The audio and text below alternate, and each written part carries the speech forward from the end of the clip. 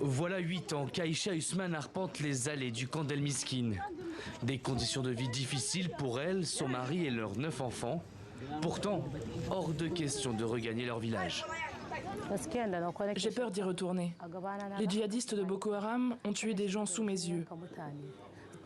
Nos jeunes, y compris mon fils, ont été emmenés. Ils nous ont promis qu'ils ne leur feraient aucun mal. Ils les ont emmenés et les ont probablement tués. Je ne les ai jamais revus. Si je reviens chez moi, j'ai l'impression qu'ils reviendront encore prendre nos enfants, comme ils l'ont fait.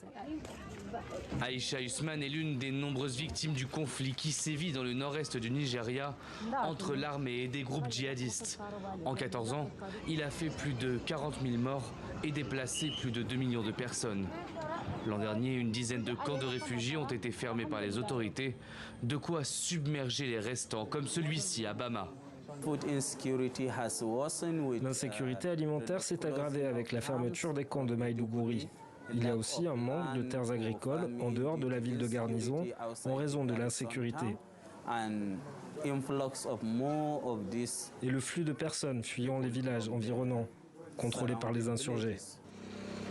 Selon l'ONU, environ 4,4 millions de personnes sont confrontées à l'insécurité alimentaire dans le nord-est du Nigeria.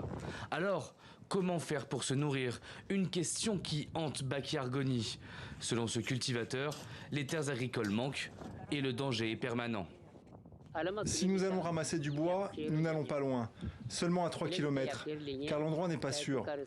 Si nous entendons du bruit ou des coups de feu, nous revenons en courant et réessayons le lendemain. Ces attaques sont moins nombreuses qu'il y a quelques années, mais les djihadistes restent actifs dans la région.